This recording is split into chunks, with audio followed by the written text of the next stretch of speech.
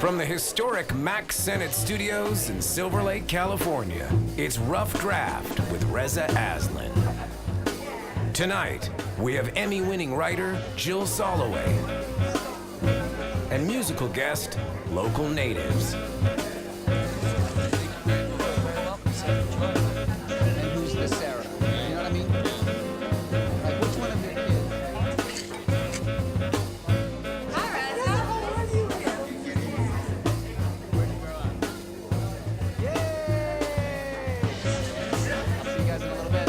Ladies and gentlemen, please give an enthusiastic round of applause for Reza Aslan. Thank you.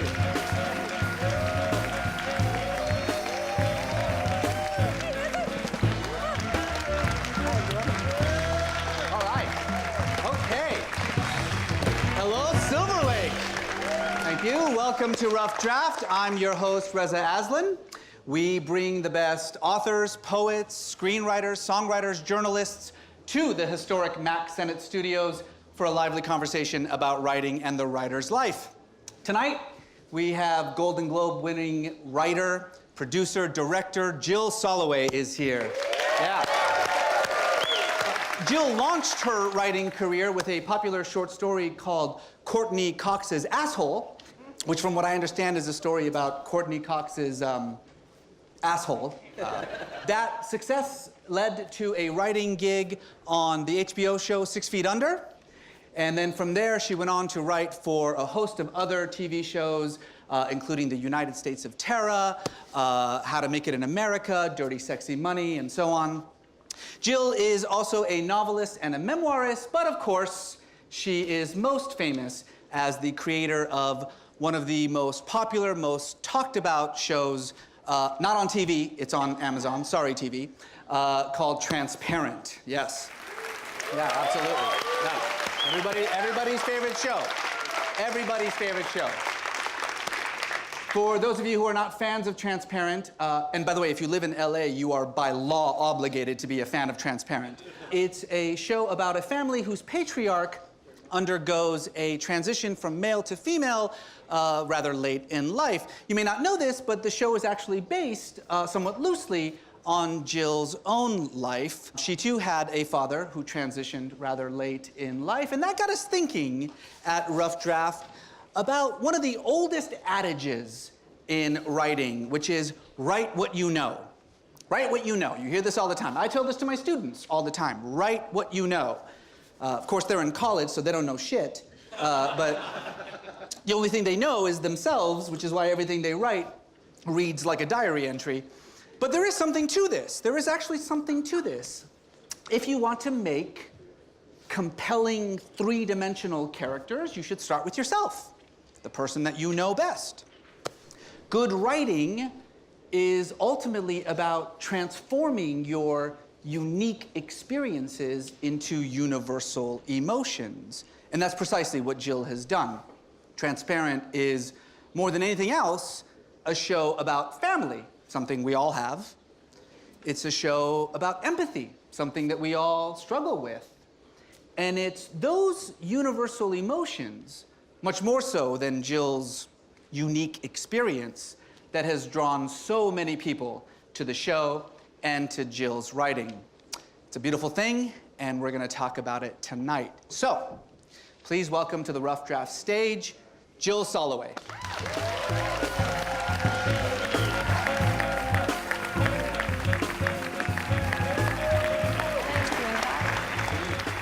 All right. All right. Welcome. I'm gonna fix my microphone. How fun is this? It's crazy. How does it feel to be like the hippest person in Silver Lake? Do you think that I really am? I think you're the hippest person. Everybody is like, everybody loves you. The staff here was so giddy when they found out you were coming here. This is so much fun, right? It's so much better to write your own stuff instead of other people's stuff, isn't it? Yes. And you've actually have kind of a unique way of doing it, right? You have a much more feminine approach to the writer's room, which I assume means everything is pink. Is that what that means? Yeah? Pink and it smells like tampons. This is something I learned from Alan Ball on 6 Feet Under. We sat around the writer's room table and we let the Fishers reveal themselves to us. He really taught us how to conjure up the family of the Fishers.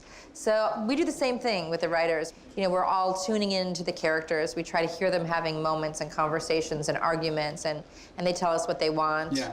It's kind of like a seance. Right. And so it's a conjuring of these souls that we consider totally real. You know, the Pfefferman family seems like a totally real family. Well, but it is also kind of a real family, right? It's sort of your family. Yeah, you know, so I come from a Jewish family. My mom, who's here. Yes. She's like Shelley in some ways, in that she had a husband who suffered from frontotemporal dementia and lost the ability to speak. My sister Faith is here. Faith, also a writer on the show. Yes, she's a writer on the show. You must get this all the time when people ask you, like, who are you most like? Which of Yes. the Pfefferman kids are you most like? I think all of them, but yeah. So there's Sarah and Allie, who sometimes they're both a little bit of me and Faith. I'm a little Allie, I'm a little Sarah. Faith's a little Sarah, Faith's a little Allie. And then yeah, Josh is really both of us too. I relate to Josh a lot. I talked a little bit about this whole, you know, what it means to kind of mine your unique experiences, Yeah. and this is something that you've had an enormous amount of success with. But I wonder if you feel as though those kinds of personal experiences, what role do they play in creating these kinds of dynamic storylines, for you at least?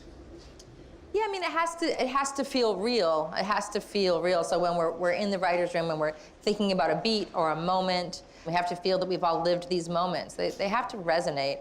So yeah, I think I'm always trying to just make sure that I've felt a feeling before. It doesn't have to be exactly the same plot, but story-wise, you know, I didn't have sex with 2 black guys like Allie did. But you would like once. to. But I was certainly in my 20s or, you know, early 30s, you know, doing things to try to, you know, disassociate from real life and not want to grow up. But I feel like there's some pitfalls there too. I mean, it's a little bit like coming out of the closet, right? You're making yourself very vulnerable. Yeah. You're opening yourself up to judgment. And in this particular case, of course, at the heart of your story Yes. is this transition experience Yeah. that, you know, your father and that Jeffrey Tambor in the show have. So in terms of the trans education, we would use the word parent instead For of your dad. parent, yes. There Thank you go, Reza. Thank you. I'm learning. I'm like everybody No else. problem. I'm learning. Do people feel as though you owe them something? Do you feel responsible for the trans community in some way? A little awkward because I'm not trans. I'm the child of a trans person, yet I've been sort of handed the mantle of having one of the most public portrayals of trans people. And of course, I want to get it right. We all want to get it right. But you have like a whole host of We have advisors, 30,000 trans advisors. 30,000 trans advisors, exactly, you're right. Everyone's got an opinion. Yes. No, we have, you know, we have 3 different producers who are trans who are weighing in on the scripts. And then we have a writer this year who, she's trans, so it's exciting to have somebody who's trans in the writer's room. I mean, do you remember a while ago when Joe Biden went on Meet the Press and said that the biggest influence in the way that Americans change their views about gays and lesbians in this country was, what was that show called? Will and Grace. Will and Grace, that's Yeah. it, Will and Grace. And of course, everybody made fun of him. They were like, oh my God, it's Joe Biden again. Except he was right, Yeah. wasn't he? You know, there was a while right after the show came out that a lot of Jewish people had also just done the high holidays with their families. And it was really a topic of conversation around, like, multi-generational Jewish families, people coming up to me and telling me that, like, their parents now really sort of wanted to meet their trans friends. And then there are a lot of people who come up to me and tell me that they came out by asking somebody in their family to watch the show. That's which is so amazing. cool, yeah. But doesn't that create a lot of pressure on you as well? I mean, it's nice, but Not don't until you you feel... said something. Yeah, now it does, Now I doesn't feel it? frightened and scared. You know, we owe something to the trans community. In many ways, that's a relief. You know, that's a relief. I think, you know, with the Golden Globes, for example, when I was thinking about what will I do if I win, I knew that with the entire trans community on the entire planet needing a voice, that I didn't have the luxury to go up there and go, oh my God, say, I didn't think I would win, so I didn't prepare anything. Like, I knew, okay, I've got 30 seconds, and if I have those 30 seconds, I want to be articulate and I want to speak for all the people who haven't had this kind of platform. And you did. So, It was well, remarkable. Thank you. It really was a But, remarkable moment. Yeah, absolutely. Thank you. Thank you.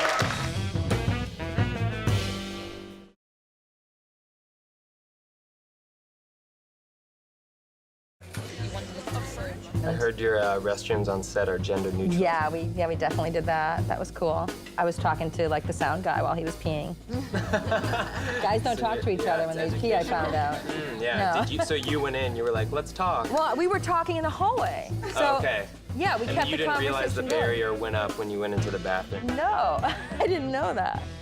When we had our first table read, I was able to say, like, this really isn't about trying to make the best show or make the most money. What we were trying to do is literally make the world safer for my parent in Chicago to walk out of their apartment building, to literally try to just move the globe just this much so that they won't be misgendered, they won't be made fun of, they won't be bullied, they won't be called out. Trans people have a really hard time just walking down the street. Well, just this year alone, 6 trans people have been killed in this country, and the majority of them by their own family members, by their own loved ones. Yeah. And I mean, look, this is a half-hour comedy, right? So how do you deal with something so heavy as that while at the same time, making jokes? Yeah, thank you for bringing that up. What do? We try to create a world where it's kind of like the cool kids table, to know the language, to be trans, to be cool with being trans, to have trans friends, so that people who are watching the show want to go like, oh, I want to be able to sit at the cool kids table, so what is it that I need to know? I need to know what the word cis means. I need to know what genderqueer means. I need to know the difference between cross-dressers and trans women. We try to just normalize transness so that, Maura feels like the most, the straight man, for lack of a better phrase. And isn't that the power of TV? I mean, it really does have the ability to reframe people's perceptions, because once you sort of get to know someone, it's hard to see them as other. Yes. I think I read something that Ava DuVernay wrote where she was talking about her movie Middle of Nowhere and the simple act of privileging the other by placing the other in the protagonist's seat. And, people are so used to being otherized by the sort of traditional white male narrative. So women, people of color, trans people. So just placing these people who would normally be otherized into the center of the action and letting them be their own protagonists is a little bit of a revolution. For me, the thing that I think, gravitate towards is the Jewiness of the show. It's so Jewy. If it were any more Jewy, there'd be a sandwich named after it at Cantor's Deli. We need that. That's how Jewy it is. A delicious pfeffermint on rye. And this is something why does that not exist? This is something that is deliberate for you, right? I mean, this is very much a part of your identity. Yeah. It's very much a part, even though growing up, you didn't really feel like a Jew. I felt like a Jew. We didn't really do anything religious. We did the traditions, but there was no real spiritual connection. Sorry, Mom, you guys effed up. They blew it for you. I love the way the Pfeffermans are struggling with their inheritance. Yeah. Their genderqueer inheritance as well as their Jewy inheritance. What did you think when you first read the script or were presented with it? That she's a genius. It really is her vision, and I've never met an artist who I feel like is so good at collaborating and so in charge at the same time. It is such an odd balance. She's saying I'm very odd. Yes, she's very odd. Wait till you hear what you're doing this season. Can we talk about women? Can we talk about women? Yeah? Sure. You're a woman? Apparently. I'm told, yeah. You're an unapologetic I'm an outspoken feminist activist. Absolutely, yeah. Thanks. We are trying to topple the patriarchy minute to minute. You want to switch seats? Yes. No. Just fall out of it. You are in an industry that is run by men.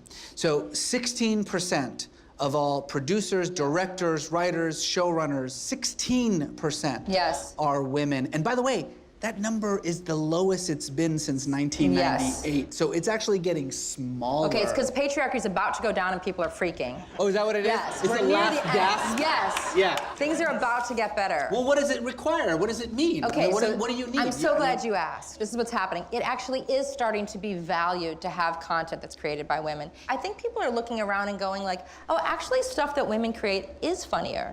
The Golden Globes is better when it's hosted by Amy and Tina because of the way that they can complement each other.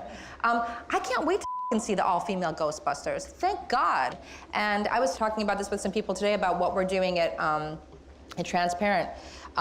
We actually have like a really feminine style of directing and creating. What does that mean? It means that we're privileging the emotions and we're not privileging the equipment.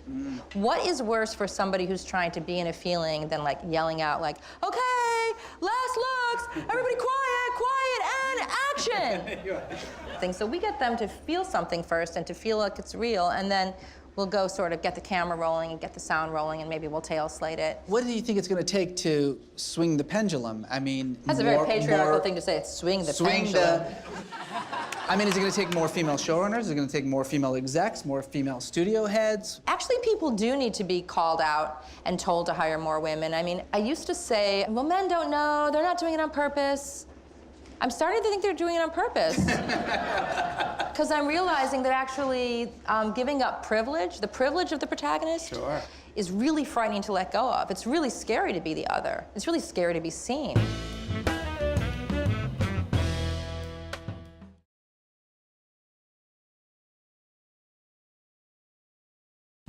We do this thing sometimes in the writer's room where we pitch something really insane, where we pretend it's Entertainment Tonight, and we go, dun, dun, dun, dun, dun, dun. Well, that was fast. Golden Globe nominees have stunk up the joint in season 2. Okay, so we always end our episodes of Rough Draft with what we like to call the 5 questions. Oh, gosh, okay. Yeah, so are you ready? Okay. Okay, here we go. Gosh, okay. What is your favorite book?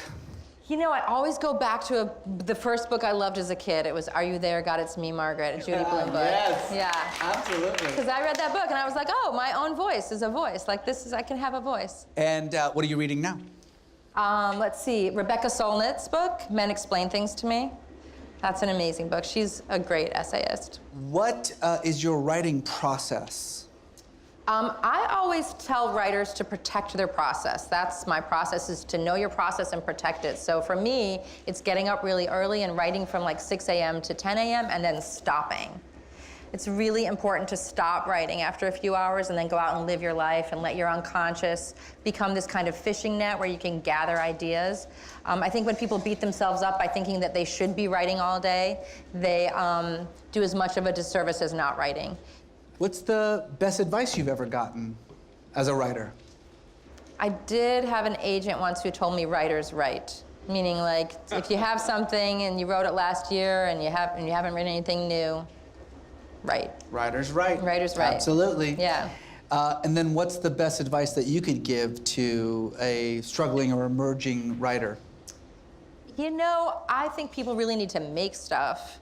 I spent a good long time really talking about what kinds of shows I wanted to make. And I realized, like, oh, I have to make it. And so in making it, I got to figure out what was working, what wasn't working. I had to learn whether or not I knew what I was doing. And, you know, that first step was going, okay, my friend is a cinematographer, and my other friend has an apartment, and my 2 friends are actors. I'm gonna bring them to the room and turn on the camera and shoot something that actually costs no money. Okay, you have to pay $100 to a sound guy. It costs $100. They'll But work for a bucket of chicken, I find. You don't need anything Just do except it. for the willingness to do it, so yeah. That's great advice. Ladies and gentlemen, Jill Soloway. And now, welcome our special musical guest, Silver Lake's own local natives.